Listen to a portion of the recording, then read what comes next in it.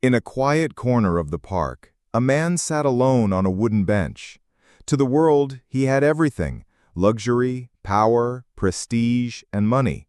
But inside, he was completely empty.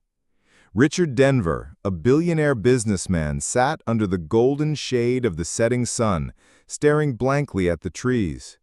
He wasn't waiting for a meeting, nor was there any urgent business on his mind.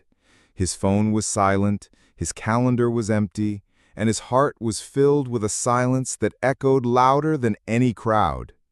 Don't forget to like, comment, and subscribe for more real-life stories with unexpected twists that will warm your heart. His past was anything but ordinary. Orphaned in childhood, he worked hard in his youth and rose to success, but along the way, he lost nearly every meaningful relationship. He grew distant from friends, family, and even love. Now all he had left was silence, piles of untouched wealth, and the haunting memories of time gone by. An unexpected meeting in the park. Richard was lost in thought when a soft, chirpy voice broke through his silence. "Hi, mister. Here, take half my cupcake." Startled, he looked up. In front of him stood a little girl, about 7 years old, with golden hair, a bright smile, and wearing a yellow dress. In her tiny hand was a half-eaten cupcake. In the other hand, she held a wrinkled paper birthday hat. Richard blinked, confused.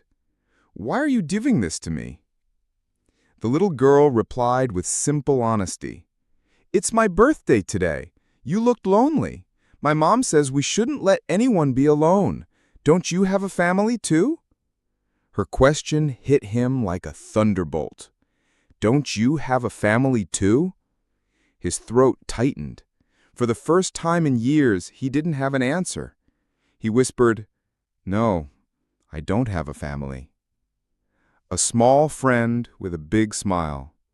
The girl looked serious for a second, then grinned. "Then you can be my friend.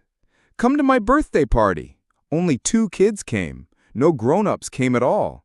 You'll be my special guest." Richard felt something stir inside him, something warm, unfamiliar. He hesitated, then asked, "What's your name?" "Emmy," she beamed proudly. "Emmy Williams." Richard smiled, faintly but genuinely, for the first time in what felt like forever. "All right, Emmy, I'll come to your party." Emmy clapped her hands with joy and grabbed his hand to lead the way. A simple home full of love. Emmy's house wasn't far from the park. It was a modest house in a quiet, middle-class neighborhood, clean, cozy, and filled with warmth. At the front door stood Emmy's mother, Sarah Williams, a nurse who worked double shifts and raised her daughter on her own. When she saw Richard, she was surprised and a bit nervous. But Emmy quickly chirped, "Mama, this is my new friend. He's alone like us. He has to come to my party today." She offered an awkward smile and said, "I'm sorry, our party's really small. Just a few cupcakes, balloons, nothing fancy." Richard gently interrupted, "It's more than enough." A spark of joy in the darkness. The party was simple, but it was full of emotion and warmth. Richard heard the laughter of children again, tasted cake again, and most importantly, he felt the presence of something he had long lost, a sense of belonging. Emmy placed the wrinkled birthday hat on his head, and he laughed. They even took a picture together, Richard, Emmy, and Sarah, all smiling, a moment captured in unexpected joy. Later that evening, Sarah quietly told him, "Emmy's father left us when she was just 2. We've tried to stay strong, but today you made her happier than she's been in a long time." Richard, his voice barely audible, replied, "Maybe I'm happy too, for the first time in years."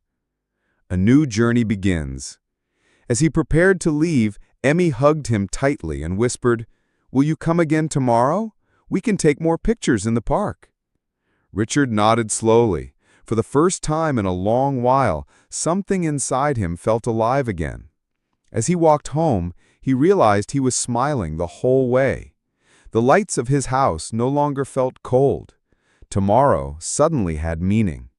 But little did he know, this wasn't just a one-time meeting. This was the beginning of a bond that would change his life forever.